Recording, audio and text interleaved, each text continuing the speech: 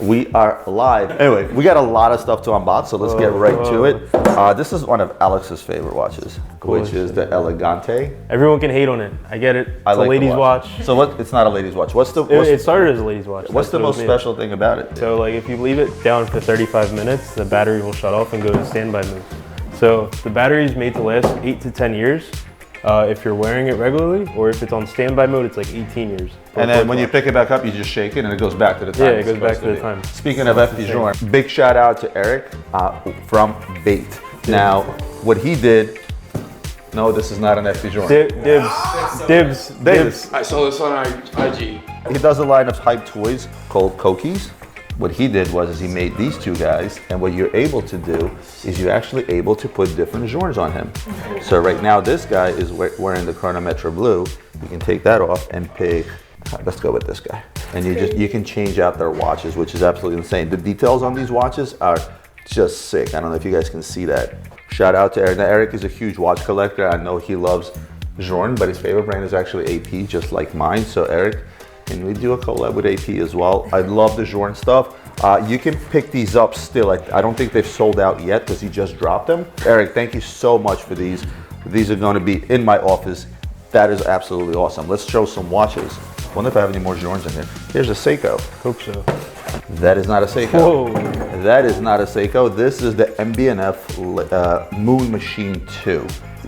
You can see the phases of the moon through here. They're amplified. And then also you have like the little moon on the rotor. I mean, this, again, I can go for hours talking about this watch. I should do probably a separate video. Let Marco do it. Shout out to Max Buser for such a creation. We have, Yachtmaster 2 stainless steel.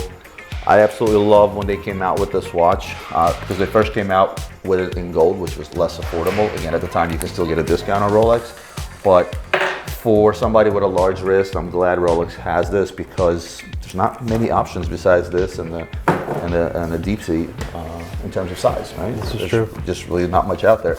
Speaking of cool colorways, here is another Pepsi. Jubilee or Oyster? Oyster. Jubilee. This is like Anna likes to call him, a de buffoon.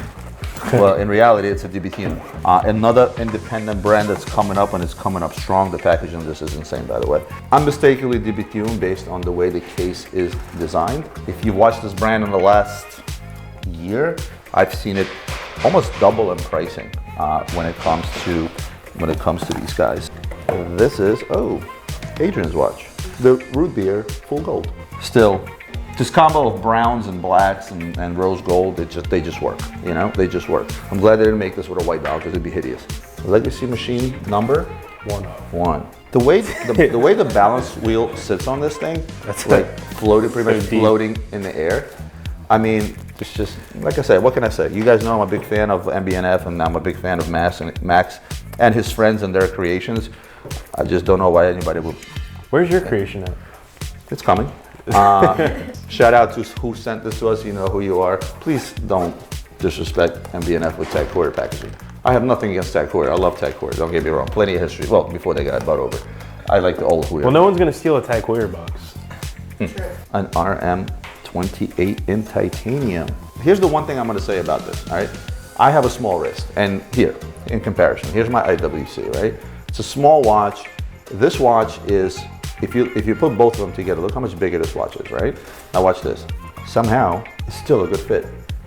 Wow. Because, you see what I mean? Like, it's so weird because look how much bigger this watch is, but yet, it's still a good fit. It's just the way that they designed the case, the way they designed the lug system, the way they design everything. It's as if they lift the watch up, utilizing the lug systems and the way the strap sits, allows somebody with a girly wrist like me to actually wear a big ass watch. This is 48 millimeters, just FYI. We have a Batman. This one is not in the greatest of completeness shape. Not in the greatest of like what is that? It's not complete. Like what is this? That's all I'm saying. There's no box, there's no papers. Well, they have service papers. There's service papers. This is not in the greatest of completeness. But this is what you want to buy if you're looking for a budget Batman.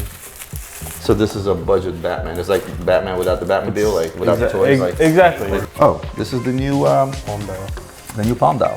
That is probably one of the more beautiful dials Rolex has made as of recent, with the exception of the Easy Kill. What is it called? What? There you go. Ask the German in the room. Eisengeisel. Wait, you're German now? Wait, this is the newer model. This is the bigger one. Reference number, kids? I'm sorry, I didn't even see the watch.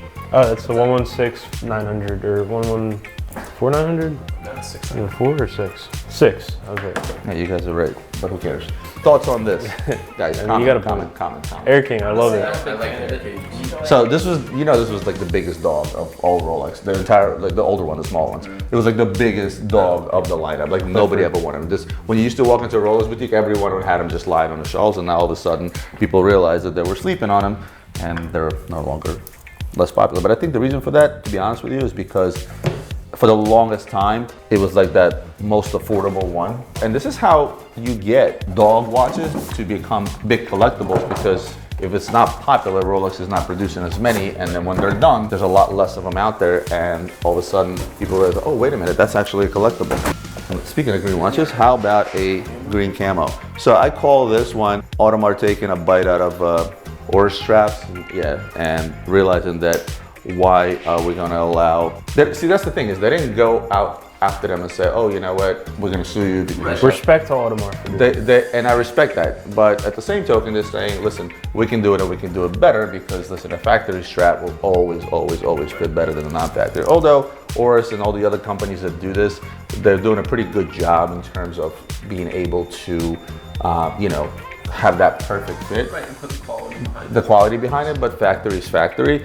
And for me, I'm not a big fan of not factory anything, with the exception of straps, right? Oh, the watch stand.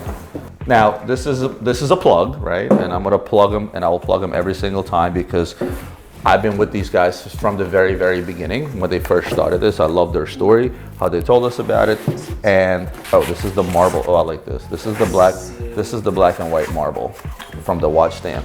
And we actually use this. I have one on my desk. My social media people have this on their desk. The video guys love this because it's easier to put stuff on top of the video. If you watch these unboxings, the stuff is on the stand. So we always unbox, when he does B-roll for all the stuff after we're done, he will utilize the watch stand because it's convenient. Thank you to my friends at the watch stands. I think that's it. Oh, I brought some of my collection from home into my office. Anybody's curious? There's a few rifles out there. I know that social media frowns upon weapons, but those are collectibles and antiques. Anyway, guys, I'm glad to be back. We'll have more stuff, obviously, tomorrow and the day after. More unboxings are coming. This was a great one. Once again, thank you so much to Eric. That is absolutely bonkers. I love that thing. I'm just gonna try to figure out where to put it front and center. Put that back. Front and center in my office, all right? Thank you guys for tuning in, and I will see you tomorrow. See you tomorrow.